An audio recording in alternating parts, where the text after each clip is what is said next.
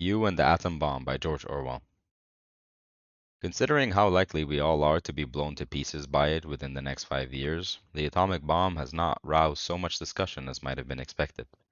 The newspapers have published numerous diagrams, not very helpful to the average man, of protons and neutrons doing their stuff, and there has been much reiteration of the useless statement that the bomb ought to be put under international control. But curiously, little has been said, at any rate in print, about the question that is of most urgent interest to all of us, namely, how difficult are these things to manufacture? Such information as we, that is the big public, possess on this subject has come to us in a rather indirect way, apropos of President Truman's decision not to hand over certain secrets to the USSR. Some months ago, when the bomb was still only a rumor, there was a widespread belief that splitting the atom was merely a problem for the physicists, and that when they had solved it, a new and devastating weapon would be within reach of almost everybody. At any moment, so the rumor went, some lonely lunatic in a laboratory might blow civilization to smithereens as easily as touching off a firework. Had that been true, the whole trend of history would have been abruptly altered. The distinction between great states and small states would have been wiped out, and the power of the state over the individual would have been greatly weakened. However, it appears from President Truman's remarks and various comments that have been made on them that the bomb is fantastically expensive, and that its manufacture demands an enormous industrial effort such as only 3 or 4 countries in the world are capable of making. This point is of cardinal importance because it may mean that the discovery of the atomic bomb, so far from reversing history, will simply intensify the trends which have been apparent for a dozen years past. It is a commonplace that the history of civilization is largely the history of weapons. In particular, the connection between the discovery of gunpowder and the overthrow of feudalism by the bourgeoisie has been pointed out over and over again. And though I have no doubt exceptions can be brought forward, I think the following rule would be found generally true: that ages in which the dominant weapon is expensive or difficult to make will tend to be ages of despotism, whereas when the dominant weapon is cheap and simple, the common people have a chance.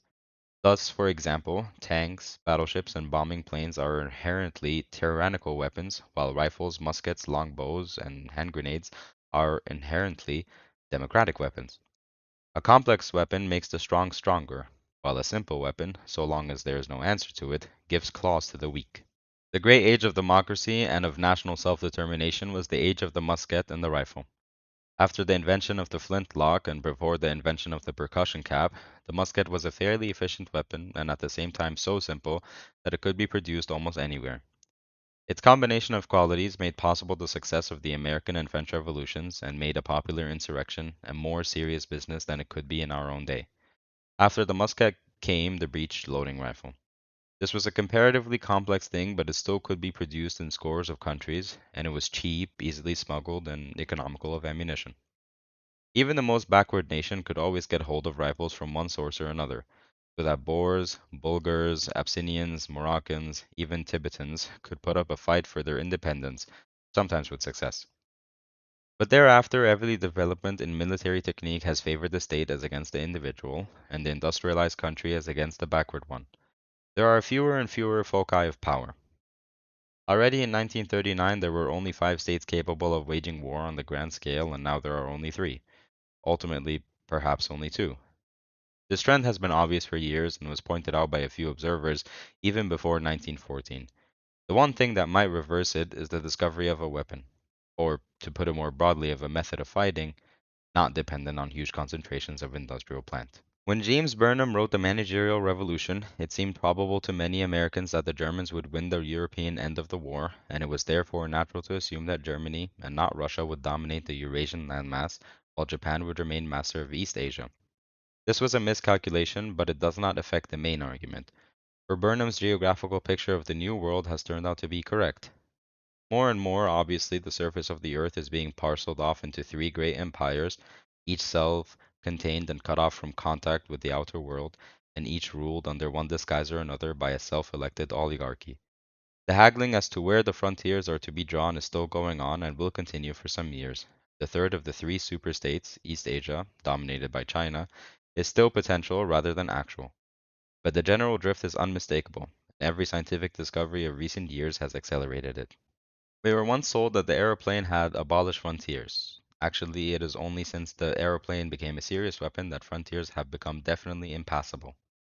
The radio was once expected to promote international understanding and cooperation. It has turned out to be a means of insulating one nation from another. The atomic bomb may complete the process by robbing the exploited classes and peoples of all power to revolt, and at the same time putting the possessors of the bomb on a basis of military equality. Unable to conquer one another, they are likely to continue ruling the world between them. It is difficult to see how the balance can be upset, except by slow and unpredictable demographic changes.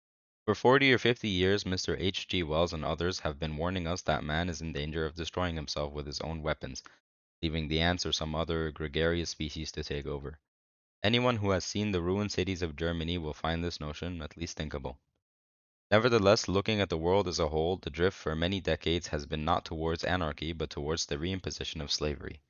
We may be heading not for general breakdown, but for an epoch as horribly stable as the slave empires of antiquity. Dame Burnham's theory has been much discussed, but few people have yet considered its ideological implications. That is, the kind of worldview, kind of beliefs in the social structure that would probably prevail in a state which was at once unconquerable and in a permanent state of cold war with its neighbors. Had the atomic bomb turned out to be something as cheap and easily manufactured as a bicycle or an alarm clock, it might well have plunged us back into barbarism. But it might, on the other hand, have meant the end of national sovereignty and of the highly centralized police state. If, as seems to be the case, it is a rare and costly object as difficult to produce as a battleship, it is likelier to put an end to large-scale wars at the cost of prolonging indefinitely a peace that is no peace. Thank you for listening.